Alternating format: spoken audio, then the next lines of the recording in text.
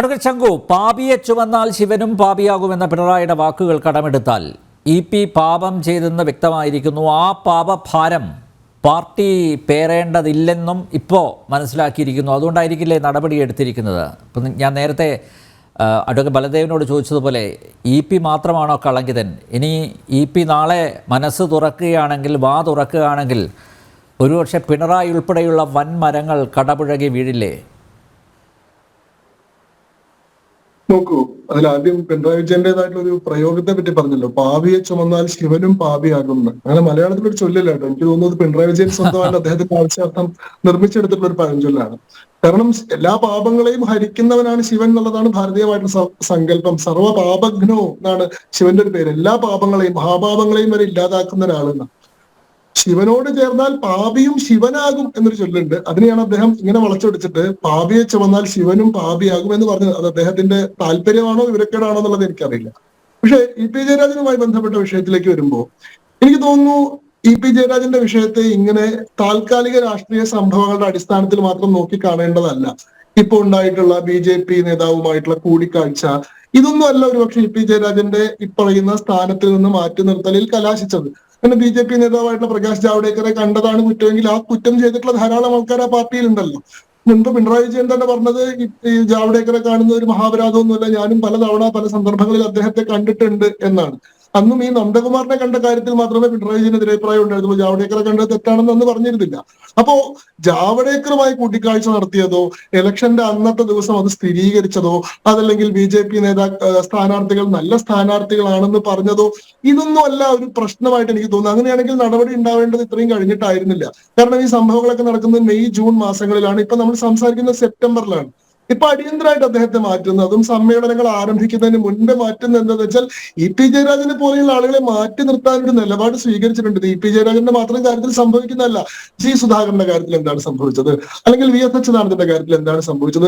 മാറി വരുന്ന നയപ്രകാരം പാർട്ടിക്ക് നിലനിർത്താൻ കഴിയാത്ത നേതാക്കന്മാർ സ്വാഭാവിക പരിണിതി എന്നോണം പാർട്ടിയിൽ നിന്ന് പുറത്തേക്ക് പോകുന്നു എന്നുള്ള രീതിയിലാണ് നമ്മൾ ഈ സംഭവത്തെ മനസ്സിലാക്കേണ്ടത്. ഇത് CPM ൽ സംഭവിച്ചുകൊണ്ടിരിക്കുന്ന ഒരു നയവ്യതിയാനത്തിന്റെ സൂചനയാണ്. എത്രയോ കാലമായി തുടർന്നു വരുന്ന ആ CPM-ന്റെ ഒരു പുതിയ നയത്തിന്റെ ഭാഗമായിട്ടാണ് ചില നേതാക്കന്മാര് അവരെ നിലനിർത്താൻ കഴിയാത്ത അൺഅക്കോമഡേറ്റബിൾ ആയി മാറുന്നതും അവർ സ്വാഭാവികമായി തന്നെ പുറത്തേക്ക് പോകേണ്ടി വരുന്നതും മറ്റു ചില നേതാക്കന്മാർക്ക് വളരെ വലിയ സ്ഥാനങ്ങൾ അവരുടെ യോഗ്യതയ്ക്ക് അതീതമായി കിട്ടുകയും ചെയ്യുന്ന സാഹചര്യം ഉണ്ടാവുന്നത്. സാന്ദർഭികമായി പറയട്ടെ, പ്രസിലിരുന്നപ്പോൾ തോന്നിയതാണ്, EP ജയരാജനെ പറ്റി ഓർക്കുമ്പോൾ എനിക്ക് ഓർമ്മ വരുന്ന ഒരു സന്ദർഭം, അദ്ദേഹം മന്ത്രിയായിരുന്ന സമയത്ത് കുടുംബക്ഷേത്രത്തിന്റെ നവീകരണത്തിന് വേണ്ടി തേക്ക് മരങ്ങൾ സൗജന്യമായിട്ട് 1200 ക്യൂബിക് മീറ്റർ തേക്ക് മരം ക്ഷേത്ര നവീകരണത്തിന് വേണ്ടി വിട്ടുതരണമെന്ന് ആവശ്യപ്പെട്ട് വനം മന്ത്രിക്ക് കത്തയച്ചിട്ടുള്ള ഒരു സംഭവമാണ്. അന്ന് വലിയ വിമർശനങ്ങൾ EP ജയരാജൻ കേൾക്കേണ്ടി വന്നിരുന്നു. ഒരു കമ്മ്യൂണിസ്റ്റ് മന്ത്രി കുടുംബക്ഷേത്രത്തിന്റെ നവീകരണത്തിൽ പങ്കെടുക്കുക, അത്തരത്തിലുള്ള അന്ധവിശ്വാസങ്ങൾ പേറുക എന്നൊക്കെ തുടങ്ങിയിട്ടുള്ള അന്ന് മുതൽ ഒരു പക്ഷെ എനിക്ക് തോന്നുന്നു ഈ ജയരാജന്റെ മേലൊരു ചുട്ടി മാർക്ക് ചെയ്യപ്പെട്ടിട്ടുണ്ട്. ഇതേപോലെയുള്ള പകരമായിട്ട് വന്നിട്ടുള്ള TP രാമകൃഷ്ണനെ പറ്റി ഓർക്കുമ്പോൾ ഓർമ്മ വരുന്നൊരു സംഭവം, EP ജയരാജന്റെ അത്ര സംഭവബഹുലമല്ല അദ്ദേഹത്തിന്റെ ജീവിതം.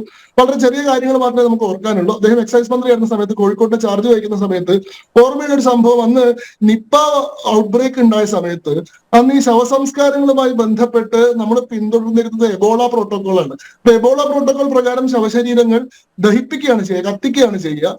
അവിടെ ഒരു മതവൈകാരികതയുടെ വിഷയം ഉന്നയിച്ചുകൊണ്ട് ഒരു കുടുംബത്തിന് മതാചാര പ്രകാരം മറവ് ചെയ്യാനുള്ള സൗകര്യം ചെയ്തു കൊടുക്കണമെന്ന് പറഞ്ഞ് ഇടപെടുന്നതായിട്ടാണ്.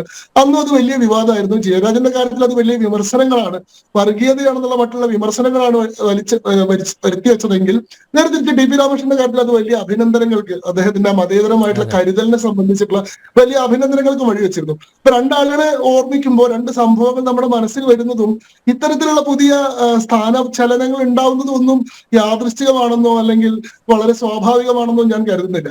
ഇത് CPM-ൽ തുടർന്ന് വരുന്ന ഒരു നയവ്യതിയാനത്തിന്റെ ഒരു ഭാഗമാണ്. അത് പറയണമെങ്കിൽ നമ്മൾ കുറച്ചൊരു സൈദ്ധാന്തികതയിലേക്ക് പോകേണ്ടി വരും. നമ്മുടെ ഈ ചർച്ചയുടെ ഒരു പരിധിയിൽ നിൽക്കുന്ന വിഷയമല്ല അത്. നിങ്ങൾ എനിക്ക് അതിനുള്ള സമയം തരുമെന്ന് അറിയില്ല. എങ്കിലും ഞാൻ പറയട്ടെ, നമ്മൾ ഈ CPM കുറെ കാലമായി പറഞ്ഞുകൊണ്ടിരിക്കുന്നുണ്ടല്ലോ ഇവരുടെ ശാസ്ത്രീയമായിട്ടുള്ള സോഷ്യലിസം അല്ലെങ്കിൽ സയന്റിഫിക് മാർക്സിസം എന്നൊക്കെ അവർ പറയാറുണ്ട്. യഥാർത്ഥത്തിൽ CPM-ന്റെ ഈ വർഗ ബഹുജന സിദ്ധാന്തത്തിനൊന്നും ശാസ്ത്രീയമായിട്ട് യാതൊരു അടിത്തറയില്ല. അതൊക്കെ വളരെ അശാസ്ത്രീയമായിട്ടുള്ള അയുക്തികമായിട്ടുള്ള സംഭവങ്ങളാണ്. മാത്രമല്ല ഈ മാർക്സ് മുന്നോട്ട് വെക്കുന്ന കാഴ്ചപ്പാട് തന്നെ വളരെ ഒബ്സലീറ്റ് ആയി പോയി, കാലഹരണപ്പെട്ടു പോയതാണ്. നമുക്കറിയാം 1883-ലോ 1884-ലോ ആണ് മാർക്സ് മരിക്കുന്നത്. മാർക്സ് കണ്ട ലോകം ഇന്ന് നമ്മൾ ജീവിക്കുന്ന ഒരു ലോകമേ അല്ല. ഇന്ന് നമ്മൾ ജീവിക്കുന്ന ഒരു ആധുനിക ലോകം രൂപപ്പെടുന്നതിന് വളരെ മുൻപ് മരിച്ചു പോയിട്ടുള്ള ഒരാളാണ് മാർക്സ്. അതിനുശേഷമാണ് 1-2 മഹായുദ്ധങ്ങൾ ഉണ്ടാവുന്നത്.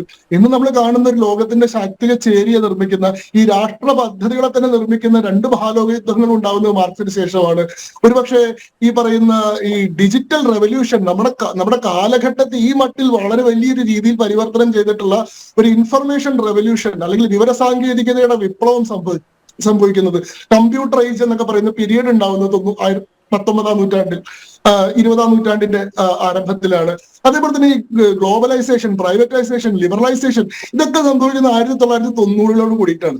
അപ്പോ മാർക്സ് പറഞ്ഞു വെച്ച സിദ്ധാന്തം ആ കാലഘട്ടത്തിന് യാതൊരു നിലയ്ക്കും യോജിക്കുന്നതായി മാറിയിരുന്നില്ല. ഇത് കമ്മ്യൂണിസ്റ്റ് പാർട്ടികൾ നേരിട്ട് പ്രതിസന്ധിയായിരുന്നു. കാരണം മാർക്സിന്റെ സിദ്ധാന്തത്തിൽ എന്താ പറയുന്നത്? വർഗ സംഘർഷങ്ങളുടെ കഥയാണ് പറയുന്നത്. ഉള്ളവനും ഇല്ലാത്തവനും തമ്മിൽ, തൊഴിലാളിയും മുതലാളിയും തമ്മിലുള്ള നിരന്തരമായിട്ടുള്ള സംഘർഷമാണ്. മാർക്സിന്റെ കാലഘട്ടത്തിൽ അത് ശരിയായിരുന്നു. കാരണം മാർക്സ് ജീവിച്ചിരുന്ന ഇൻഡസ്ട്രിയൽ റവല്യൂഷന്റെ കാലഘട്ടത്തിലാണ്.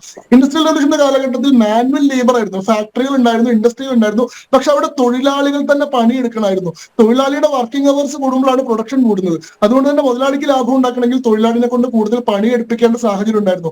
സ്വാഭാവികമായിട്ട് അന്നത്തെ കാലത്ത് ഈ പറയുന്ന ഇൻഡസ്ട്രികളിൽ, ഫാക്ടറികളിലൊക്കെ വലിയ ചൂഷണം ഉണ്ടായിരുന്നു.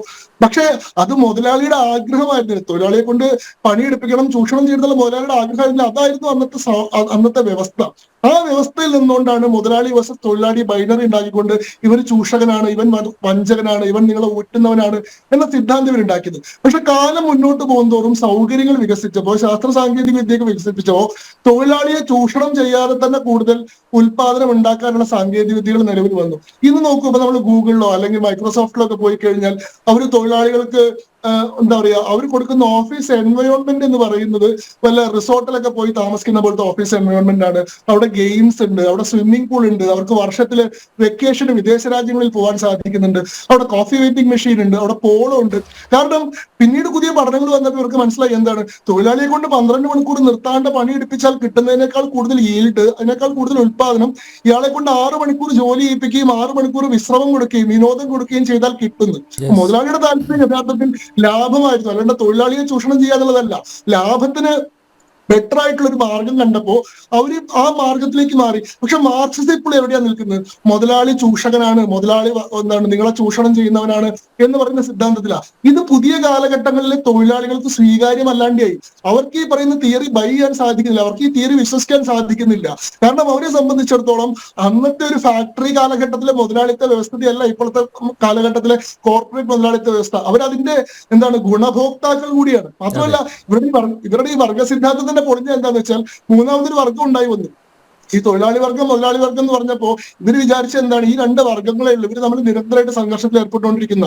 പക്ഷേ തൊഴിലാളി വർഗത്തിൽ നിന്ന് മുതലാളി വർഗത്തിന്റെ ബെനിഫിറ്റ്സ് സ്വീകരിച്ചുകൊണ്ട് ജീവിത നിലവാരം മെച്ചപ്പെടുത്തിയിട്ടുള്ള പുതിയൊരു വർഗം, മിഡിൽ ക്ലാസ്, മധ്യവർഗം എന്ന് പറയുന്ന ഒരു വിഭാഗം ഉയർന്നു വരികയും അവർ മുതലാളിത്തത്തോട്, ആ വ്യവസ്ഥിതിയോട് കൂടുതൽ കൂറ് കാണിക്കുകയും അത് ഞങ്ങൾക്ക് ഗുണം ചെയ്യുന്ന ഒരു വ്യവസ്ഥയാണെന്ന് അംഗീകരിക്കുകയും ചെയ്തോട് കൂടിയിട്ട് ഈ പറയുന്ന വർഗ സിദ്ധാന്തത്തിന്റെ സമ്പ്രദായം തന്നെ തകർന്നുപോയി. ഇത് ലോകത്ത് എവിടെയും നിലനിൽക്കാത്തൊരു സാധനമായി മാറി.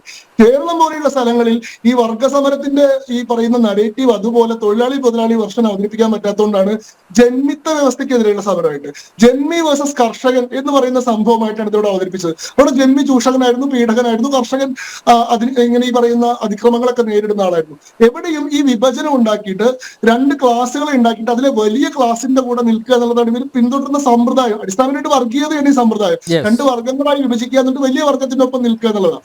ഈ ജന്മിത്വം എന്ന് പറയുന്ന വ്യവസ്ഥിതി നിയമം മൂലം ഇല്ലാണ്ടായി കഴിഞ്ഞപ്പോ ഈ പറയുന്ന കർഷകർക്ക് ഭൂപരിഷ്കരണം മുഖാന്തരം അവർക്ക് ഭൂമിയുടെ അവകാശം കിട്ടിയപ്പോ ഈ പറയുന്ന നരേറ്റീവ് ഇല്ലാണ്ടായി.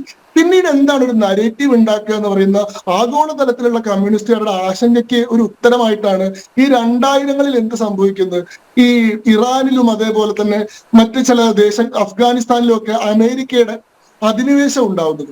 അവിടെ സാമ്രാജ്യത്വ വിരുദ്ധ ഒരു പോരാട്ടത്തിന്റെ പുതിയ നരേറ്റീവായിട്ട് ഇവർ വന്നു. അത്രയും കാലം ഇവർക്ക് സാമ്രാജ്യത്വ വിരുദ്ധത ഒരു പ്രശ്നമായിരുന്നില്ല. കാരണം അന്ന് രണ്ട് സാമ്രാജ്യങ്ങൾ ഉണ്ടായിരുന്നു, അമേരിക്കൻ സാമ്രാജ്യത്വം ഉണ്ടായിരുന്നു, സോവിയറ്റ് സാമ്രാജ്യത്വം ഉണ്ടായിരുന്നു. ഇവർ സോവിയറ്റ് സാമ്രാജ്യത്വത്തിന്റെ വക്താക്കളായിരുന്നു. അവിടെ അമേരിക്ക നയിക്കുന്ന ഒരു ക്യാപിറ്റലിസ്റ്റ് വേൾഡിന് ബദലായിട്ട് സോവിയറ്റ് യൂണിയൻ നയിക്കുന്ന ഒരു സോഷ്യലിസ്റ്റ് വേൾഡ്, അല്ലെങ്കിൽ ഒരു എന്താണ് തൊഴിലാളിത്ത ലോകം ഉണ്ടായിരുന്നു. അപ്പോൾ ആ തൊഴിലാളിത്ത ലോകത്തിന്റെ സാമ്രാജ്യത്വത്തിന്റെ വക്താക്കളായി നിന്നിരുന്ന ആളുകൾക്ക് ഇതേ അമേരിക്ക നടത്തുന്നതിന് മുമ്പേ സോവിയറ്റ് യൂണിയനാണ് അഫ്ഗാനിസ്ഥാനിൽ അധിനിവേശം നടത്തിയത്. അതിനെതിരായിട്ട് അമേരിക്കയുടെ കൂടി ഫണ്ട് സ്വീകരിച്ചുകൊണ്ടാണ് മുജാഹിദ്ദീൻ പ്രസ്ഥാനം അവിടെ ഉണ്ടാവുന്നത്. ഒസാമ ബിൻ ലാദനെ പോലെയുള്ള നേതാക്കന്മാർ പോലും അമേരിക്കൻ ഫണ്ടിൽ, CIA ഫണ്ടിൽ, മറ്റേ ISIയുടെ ട്രെയിനിങ്ങിൽ ഉണ്ടായി വന്നതാണ്. അന്ന് ഇവർക്ക് ഈ അഫ്ഗാനിസ്ഥാൻ അധിനിവേശം വിഷയമായിരുന്നില്ല. പക്ഷെ നേരെ തിരിച്ച് സോവിയറ്റ് യൂണിയൻ തകരുകയും 1990-കളിൽ സോവിയറ്റ് യൂണിയൻ തകരുകയും ഇവരൊക്കെ അനാഥരാവുകയും ചെയ്തപ്പോൾ ഇവര് അമേരിക്കൻ വിരുദ്ധത എന്നുള്ള നിലപാടിനെ സാമ്രാജ്യത്വ വിരുദ്ധത എന്നൊരു നിലപാടാക്കി സ്വീകരിച്ചു. ആ 2000-കളിൽ ഉണ്ടാവുന്ന ഇറാഖ് അഫ്ഗാൻ അധിനിവേശത്തിന്റെ പശ്ചാത്തലത്തിൽ അമേരിക്കൻ വിദ്വേഷത്തെ സാമ്രാജ്യത്വ വിരുദ്ധ നയം എന്ന് പറഞ്ഞു ഉന്നയിക്കുന്നതിലൂടെ ഇവർക്ക് എന്ത് ചെയ്യാൻ സാധിച്ചു? വലിയ അളവിൽ മുസ്ലിം വോട്ട് ബാങ്കിന്റെ പിന്തുണ നേടിയെടുക്കാൻ സാധിച്ചു. അത്രയും കാലം ഇടതുപക്ഷ പ്രസ്ഥാനങ്ങളോട് അകന്നു നിന്നിരുന്ന ഒരു വിഭാഗമാണ് ഈ പറയുന്ന മുസ്ലിം വോട്ട് ബാങ്ക് അല്ലെങ്കിൽ മുസ്ലിം സമുദായം എന്ന് പറയുന്നത്. എന്നാൽ ഇവിടെ അവർക്ക് കൂടി ശത്രുവായിട്ടുള്ള ഒരാളെ, പൊതുശത്രുവാണ്. രണ്ടുപേരുടെയും താല്പര്യങ്ങൾ വേറെയാണ്, രണ്ടുപേരുടെയും ആശയങ്ങൾ വേറെയാണെങ്കിലും രണ്ടാളുടെയും ശത്രു അവിടെ ഒന്നായിരുന്നു. അവിടെ അമേരിക്ക എന്ന് പറയുന്ന ഒരു സാമ്രാജ്യത്വ ശക്തിയെ CPM എതിർക്കുന്നുണ്ട്. മുസ്ലിം സമുദായം അവരെ എതിർക്കുന്നത് തങ്ങളുടെ മുസ്ലിം രാഷ്ട്രമായിട്ടുള്ള, മുസ്ലിം ഉമ്മത്തിന്റെ ഭാഗമായിട്ടുള്ള അഫ്ഗാനിസ്ഥാനെയും ഇറാഖിനെയും ഇവർ അധിനിവേശം ചെയ്ത് മുസ്ലിങ്ങളെ ദ്രോഹിക്കുന്നു എന്നുള്ളതിന്റെ പേരിലാണ്. പക്ഷെ ആശയം രണ്ടാണെങ്കിലും ശത്രു ഒന്നായതുകൊണ്ട് ഇവർ ഒന്നിച്ചു. അന്നാണ് ഒരു പക്ഷെ വലിയ അളവിൽ ഈ മുസ്ലിം ജനവിഭാഗങ്ങളിൽ നിന്ന് CPM-ലേക്ക് ആളുകളുടെ ഒരു ഒഴുക്ക് ഉണ്ടാവുന്നത്. നമുക്ക് ഓർമ്മയുണ്ട്, അന്നാണ് ഇവിടെ കൊക്കക്കോള വിരുദ്ധ സമരം ഉണ്ടാവുന്നത്, പെപ്സി വിരുദ്ധ സമരം ഉണ്ടാവുന്നത്, കുത്തകകളെ ബഹിഷ്കരിക്കുന്ന സമരം ഉണ്ടാവുന്നത്. നമുക്ക് ഓർമ്മയുണ്ടെങ്കിൽ ഈ സോളിഡാരിറ്റി എന്ന് പറയുന്ന ഒരു പ്രസ്ഥാനം അന്ന് ഇവിടുത്തെ മുസ്ലിം രാഷ്ട്രീയ സംഘടനകൾ രൂപീകരിക്കുന്നതിന്റെ ഒരു കാരണം ഈ സാമ്രാജ്യത്വ വിരുദ്ധ പ്രക്ഷോഭത്തിന്റെ പേരിൽ മുസ്ലിം യുവാക്കൾ DYFI പോലുള്ള സംഘടനകളിലേക്ക് പോകുന്നു. അതിനെ തടയാൻ നമ്മുടേതായിട്ട് തന്നെ ഒരു സാമ്രാജ്യത്വ വിരുദ്ധ സമരത്തിന്റെ സംഘടന വേണമെന്ന് തീരുമാനിച്ചിട്ടാണ്. അപ്പൊ ഭയങ്കരമായിട്ടുള്ള ഒരു ഇന്റർ മിക്സിംഗ് ഉണ്ടായി. ഒരു കോമൺ ഗോൾ മുൻനിർത്തിക്കൊണ്ട് ഒന്നിച്ച് മുന്നേറുന്ന ഒരു വ്യൂഹം. കാരണം അന്ന് വരെ പറഞ്ഞിരുന്ന മറ്റു നരേറ്റീവുകളൊക്കെ തകർന്നപ്പോൾ ഇവർക്ക് ഒരു പുതിയ ഗ്രാൻഡ് നരേറ്റീവ് ഉണ്ടാക്കേണ്ടി വന്നു. ആ നരേറ്റീവിലേക്ക് ഇവർക്ക് പുതിയ പടയാളികളെ കൊണ്ടുവരേണ്ടി വന്നു. അപ്പൊ ഈ വർഗ സിദ്ധാന്തത്തെ തന്നെ പുതിയ തരത്തിൽ ഭാഗിച്ചു. അവിടെ മുസ്ലിം വിഭാഗത്തിനോടൊപ്പം നിൽക്കുന്ന ഒരു പ്രസ്ഥാനമായി നിൽക്കുമ്പോൾ സ്വാഭാവികമായിട്ട് ഇവരുടെ വലിയ ശത്രുവാരായി മാറി ഹിന്ദുത്വ എന്ന് പറയുന്ന പ്രത്യയശാസ്ത്രമായി. അങ്ങനെ ഹിന്ദുത്വയ്ക്കെതിരെ ഇവരുടെ എല്ലാ ആയുധങ്ങളും അത്രയും കാലം മറ്റേ മുതലാളിക്കെതിരെയും സാമ്രാജ്യത്വത്തിനെതിരെയും കുത്തകയ്ക്കെതിരെയും ജന്മിക്കെതിരെയും വെച്ചിരുന്ന എല്ലാ ആയുധങ്ങളും അടക്കിക്കൊണ്ട് ഈ ആയുധങ്ങൾ മുഴുവൻ ആർക്ക് നേരെ വെച്ചു? ആഗോളതലത്തിൽ അമേരിക്കയ്ക്ക് നേരെയും ഇന്ത്യൻ പശ്ചാത്തലത്തിൽ ഹിന്ദുത്വയ്ക്ക് നേരെയും വെച്ചു.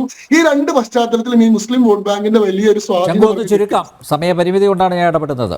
ഞാൻ പറഞ്ഞു വരുന്നത് ഇത്രയേ ഉള്ളൂ. ഇവർ വിചാരിച്ച എന്താന്ന് വെച്ചാൽ ഇതുകൊണ്ട് മുസ്ലിം വോട്ട് ബാങ്കിനെ മുഴുവൻ കൂടെ നിർത്തിക്കൊണ്ട് രാഷ്ട്രീയമായിട്ട് ഞങ്ങൾ ശക്തി നേടുകയാണ്. പക്ഷെ യഥാർത്ഥത്തിൽ സംഭവിച്ചത് മറിച്ചാണ്. CPM-നുള്ളിലേക്ക് വല്ലാതെ ശക്തിയായിട്ട് ഇരച്ചു കയറിയിട്ടുള്ള ഈ മുസ്ലിം സ്വത്വവാദ പക്ഷം കാലക്രമേണ CPM-ന്റെ നേതൃത്വം ഏറ്റെടുക്കുകയും CPM-നെ നയിക്കുന്ന ശക്തിയായിട്ട് അവർ മാറുകയും ചെയ്തു. ഇവിടെ CPM വിചാരിച്ചാൽ ഞങ്ങൾ ഈ പറയുന്ന സമുദായത്തെ മുഴുവൻ വിഴുങ്ങാൻ പോകാനോ, യഥാർത്ഥത്തിൽ സംഭവിച്ചതല്ല. ആ സമുദായം CPM-നെ വിഴുങ്ങുകയാണ് ചെയ്തത്. പിന്നീട് അങ്ങോട്ട് CPM-ന്റെ നയങ്ങളും പരിപാടികളും മുഴുവൻ തീരുമാനിക്കുന്നതിൽ ഈ പറയുന്ന വോട്ട് ബാങ്കിന് നിർണായകമായിട്ടുള്ള സ്വാധീനമുണ്ട്. അങ്ങനെ വന്നു കഴിഞ്ഞാൽ ഈ വോട്ട് ബാങ്കിന്റെ താല്പര്യങ്ങൾക്കെതിരായി നിൽക്കുന്ന ആളുകളെ, അല്ലെങ്കിൽ ഇവർക്ക് അസ്വീകാര്യമാകുന്ന കാര്യങ്ങൾ പറയുന്ന ആളുകളെ മുഴുവൻ എന്തെങ്കിലും ഒരു ചാപ്പ കുത്തിക്കൊണ്ട് പുറത്തേക്ക് വിടുന്ന ഒരു സംവിധാനം ഇവിടെ രൂപപ്പെട്ടിട്ടുണ്ട്. അതിന്റെ ഭാഗമായിട്ടാണ് കേരളം ഉടനെ ഒരു മുസ്ലിം രാഷ്ട്രമാക്കാൻ ശ്രമിക്കുന്നു എന്ന് പറഞ്ഞിട്ട് VS സംഭവിച്ചെന്താണ്? രാമായണ മാസാചരണത്തിൽ പങ്കെടുക്കുന്ന, രാമായണം വായിക്കുന്ന, ശ്രീകൃഷ്ണനെ പറ്റി കവിത എഴുതുന്ന G. സുധാകരന് സംഭവിച്ച എന്താണ്? കുടുംബക്ഷേത്രത്തിലേക്ക് തേക്കുമരം കൊടുത്തിട്ടുള്ള EP ജയരാജനെ സംഭവിച്ച എന്തുക്കളാണ്? ഇതൊരു ഗ്രാൻഡ് നരേറ്റീവാണ്. ഞാൻ പറയുന്നത് അമേരിക്കൻ വിരുദ്ധ പ്രക്ഷോഭത്തിൽ CPM പങ്കെടുക്കാൻ തീരുമാനിച്ചുകൊണ്ടാണ് EP ജയരാജൻ ഇന്ന് സ്ഥാനം പോയതെന്ന് പറഞ്ഞാൽ അത് ഭയങ്കര അതിഭാവുകത്വമായി തോന്നും. പക്ഷെ മെക്സിക്കോയിൽ ഒരു നൂറ്റാണ്ടും ഒരു പൂമ്പാറ്റ് കറകടിച്ചതിന്റെ പ്രകമ്പനമാണ് ഇന്നിവിടെ സുനാമി ഉണ്ടാക്കുന്നതെന്ന് പറയുന്ന ബട്ടർഫ്ലൈ ഇഫക്ട് തിയറി ലോകത്ത് നിലനിൽക്കുന്നുണ്ട്. അപ്പൊ ചെറിയ കാര്യങ്ങൾ ഒരു പക്ഷെ അതിനേക്കാൾ നമുക്ക് അവിശ്വസനീയമായിട്ടുള്ള പ്രതികരണങ്ങൾ സൃഷ്ടിക്കാറുണ്ട്. ഇത് അങ്ങനെ തുടങ്ങിയിട്ടുള്ള ഒരു നയവ്യതിയാനത്തിന്റെ അവസാന പത്രിക മാത്രമാണ്. ഇതിനെ നിങ്ങൾ ഐസൊലേഷനിലല്ല കാണേണ്ടത്. എന്തുകൊണ്ട് EP ജയരാജൻ എന്നല്ല കാണേണ്ടത്, എന്തുകൊണ്ട് ഇങ്ങനെ ഒരു നയം എന്നുള്ളതാണ് നമ്മൾ കാണേണ്ടത് എന്നുള്ളതാണ് എന്റെ വാദം. വലിയൊരു ക്യാൻവാസിലാണ് ശംഖു ഇതിനെ നോക്കിക്കണ്ടത്.